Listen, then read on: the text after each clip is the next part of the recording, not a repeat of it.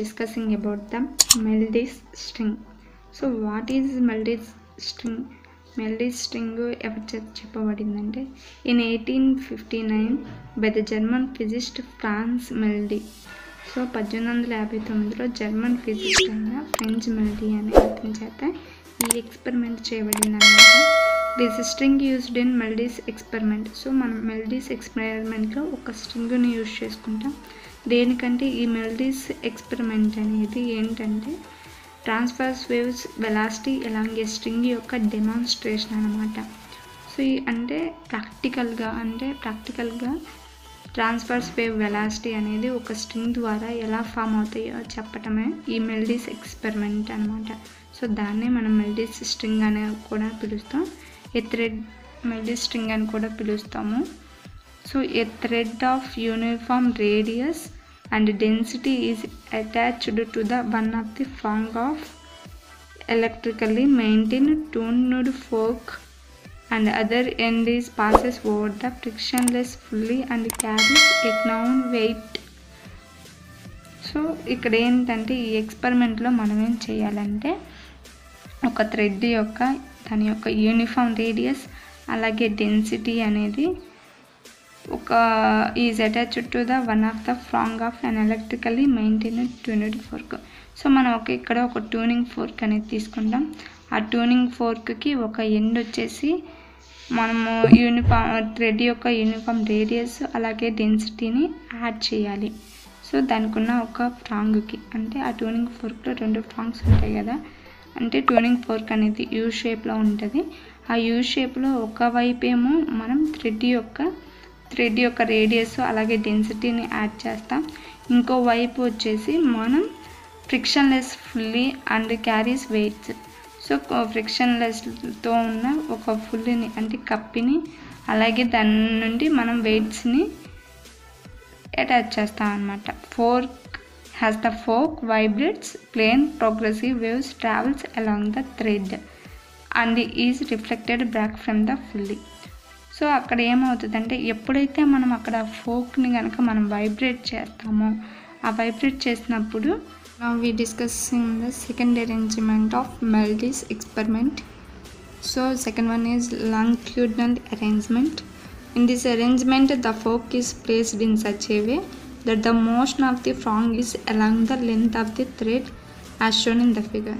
So ఇక్కడ ఏం చెప్తున్నారంటే ఈ అరేంజ్మెంట్లో వచ్చేసి ఈ ఫోక్ యొక్క మోషన్ అనేది థ్రెడ్కి ప్యారలల్గా ఉంటుంది.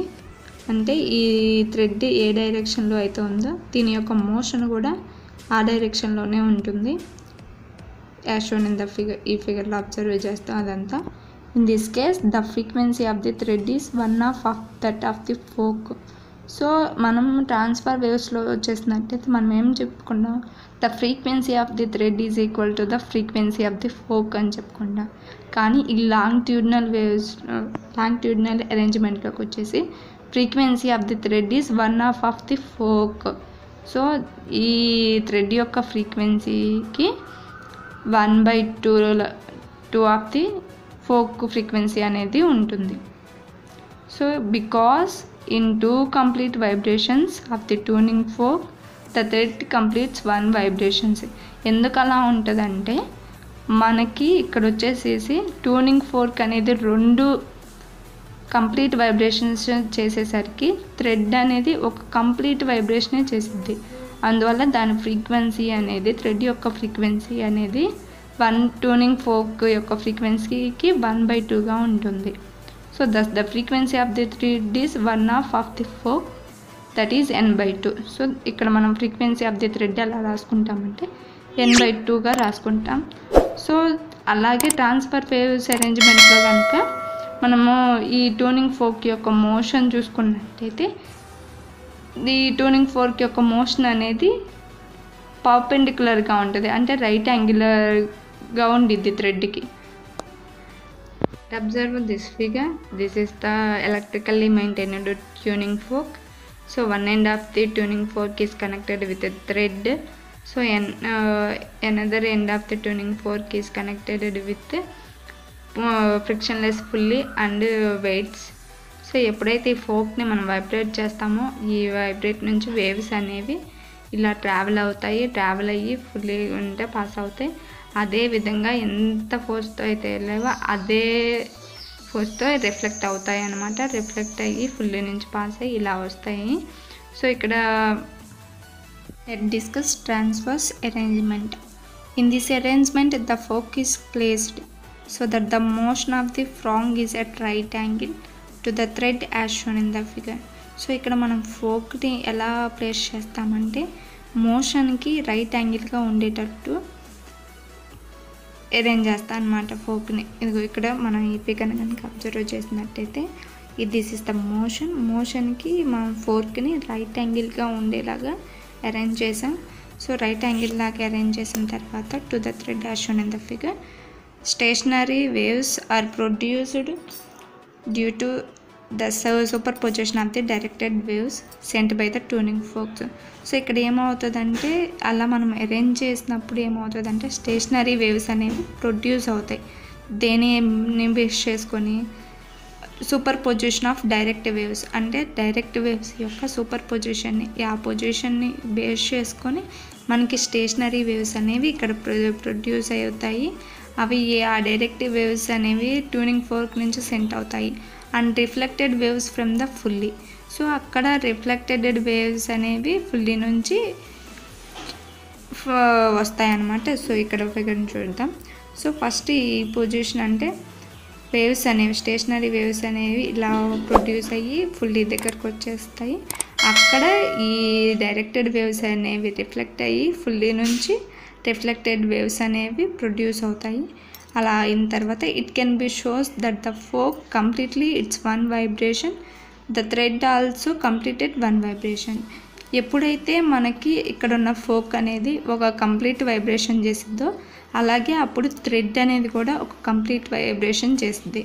సో అలా చేయటం వల్ల అక్కడ ఏమవుతుందంటే the frequency of the thread is the same as that the folk.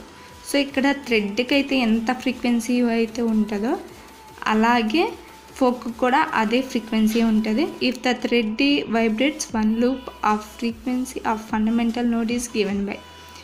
So ఇక్కడ థ్రెడ్ అనేది వన్ లూప్ ఉన్న దగ్గర వైబ్రేట్ అయినప్పుడు దాని యొక్క ఫ్రీక్వెన్సీ అనేది నోడ్ దగ్గర ఎంత ఉంటుందో చెప్తాం. n = 1/2L √T/m. ఇక్కడ n అంటే నోడ్, L అంటే లెంత్, T అంటే టెన్షన్, m అంటే మాస్. సో దీన్ని మనం ఎలా రాసుకోవచ్చు అంటే టెన్షన్గా ఎలా రాసుకోవచ్చు అంటే 2Ln² × m రాస్తాం. So where T is the length, L is the length, T is the tension and m is the mass per unit length. So this is the figure. ఇలా ఉంటుంది ట్రాన్స్ఫర్ వేవ్స్లో అరేంజ్మెంట్లో మనము మెల్స్ ఎక్స్పెరిమెంట్ని ఇలా అరేంజ్ చేసుకుంటాము. మనము కనుక one loop దగ్గర thread యొక్క fundamental frequency అనేది నోడ్ దగ్గర ఎంత ఉందో ఈక్వేషన్లో చూసినట్టయితే అక్కడ ఉన్న మాస్ అలాగే నెంబర్ ఆఫ్ నోడ్స్ అంటే m and n are the fixed అంటే అవి కాన్స్టెంట్ అనమాట, ఫిక్స్డ్గా ఉంటాయి, చేంజ్ అవ్వవు. Hence the vibration of the thread are maintain by adjusting the length of the thread or tension or both. So మనము ఆ thread యొక్క వైబ్రేషన్స్ని కనుక అడ్జస్ట్ చేయాలనుకున్నాము అనుకో, అంటే తగ్గించడమో లేకపోతే ఎక్కువ చేయడానికో చేయాలంటే మనం ఏం చేయాలంటే అక్కడ ఆ థ్రెడ్ యొక్క లెంత్ కానీ లేకపోతే టెన్షన్ కానీ లేకపోతే రెండింటిని తగ్గిస్తే అక్కడ వైబ్రేషన్ని మనం థ్రెడ్లో వచ్చే వైబ్రేషన్ని కంట్రోల్ అడ్జస్ట్ చేయొచ్చు అనమాట. If the same length vibrates in p loop under the tension TP then. So అక్కడ మనం వన్ లూప్ దగ్గర థ్రెడ్ ఎంతైతే లెంత్ ఉందో ఆ లెంత్తోనే మనం పీ లూప్స్ ఉన్న దగ్గర కనుక థ్రెడ్ని వైబ్రేట్ చేస్తే అక్కడ ఫ్రీక్వెన్సీ ఎంత ఉంటుందంటే n = p/2L √Tp/m అని ఉంటుంది. సో మనం ఇక్కడ ఫ్రమ్ దీన్ని ఈక్వేషన్ 2 అనుకుంటాం. ఈక్వేషన్ 2ని ఫ్రమ్ ఈక్వేషన్ 1 అండ్ ఈక్వేషన్ 2ని కనుక అబ్జర్వ్ చేసినట్టయితే అక్కడ మనం ఎలా రాసుకోవచ్చు, ఈ ఈక్వేషన్ 2 నుంచి మనం టీపీ వాల్యూని ఎలా రాయొచ్చు అంటే 2ln/p² × m అని రాయొచ్చు. So from equation 1 and equation 2ను కనుక తీసుకున్నట్టయితే Tp/T.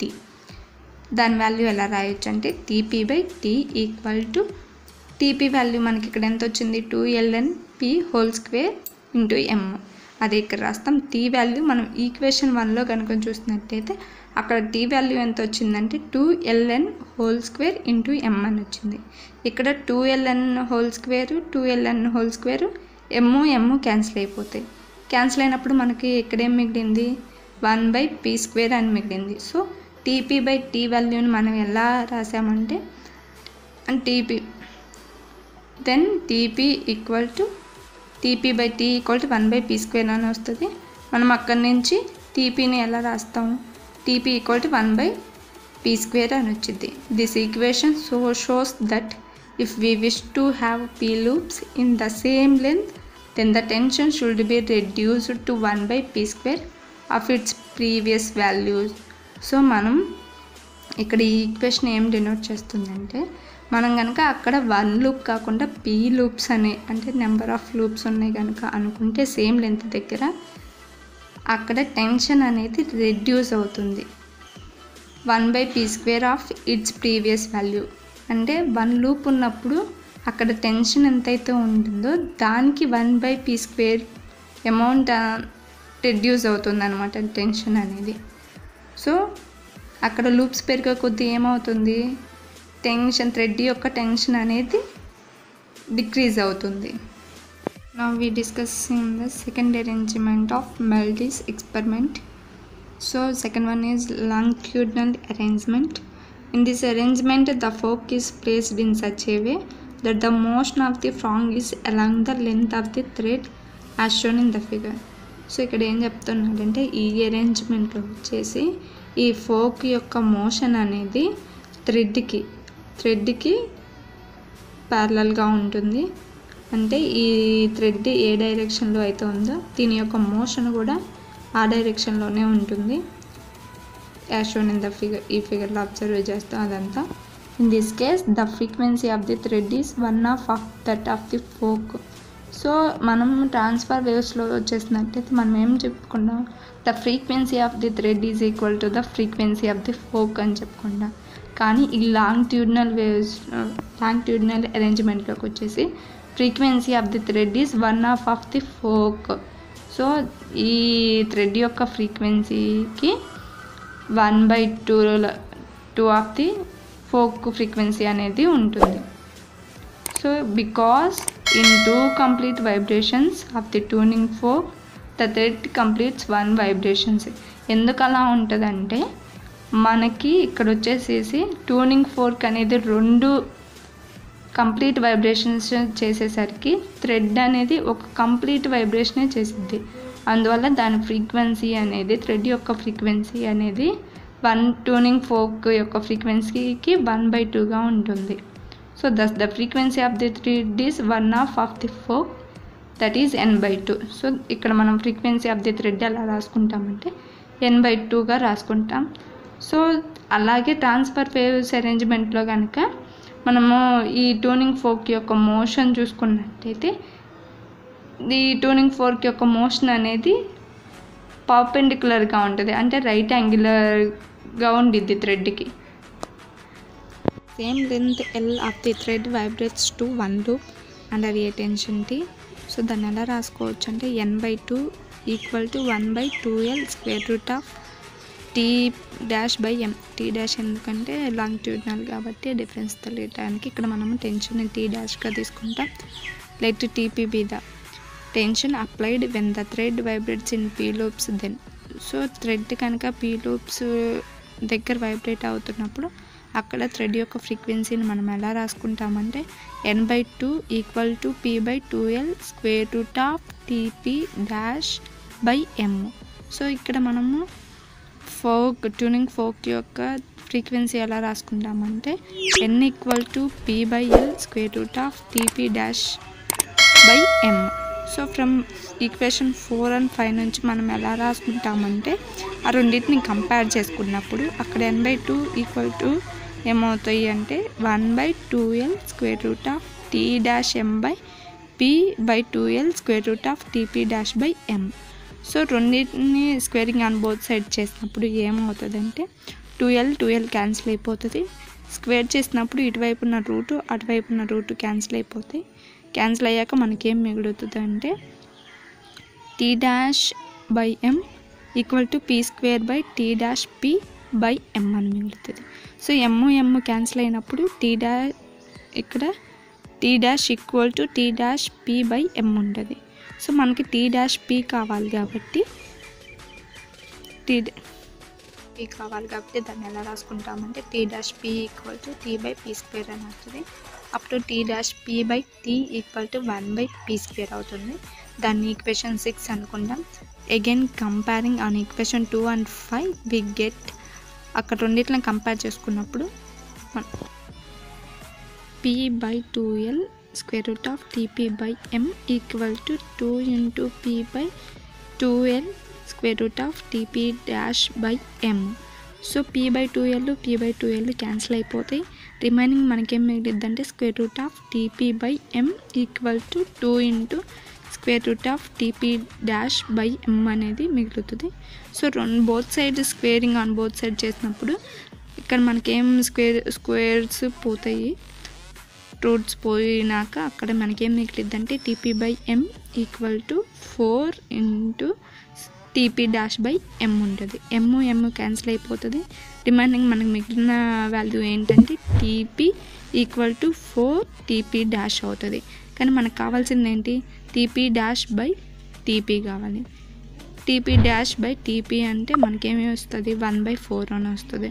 Hence the longitudinal arrangement the same length of the thread under the same tension with vibrates in half the number of loops than in the transverse arrangement.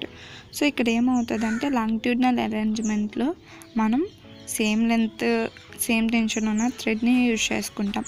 అలాంటి థ్రెడ్ని మనం transfer waves అరేంజ్మెంట్లో తీసుకున్నట్టయితే ఇక్కడ longitudinal అరేంజ్మెంట్లో తీసుకున్న లూప్స్లో సగం లూప్స్తోనే vibrate అవుతుంది అనమాట transfers అరేంజ్మెంట్లో. So suppose మనం లాంగిట్యూడినల్లో 2 లూప్స్ తీసుకున్నాం అనుకో, ఆ 2 లూప్స్ వచ్చేసి ట్రాన్స్ఫర్స్ అరేంజ్మెంట్లోకి వచ్చేసి 1 లూప్లో. For watching, please subscribe my channel. Please like, share and comment. Tap the bell icon for more upcoming videos.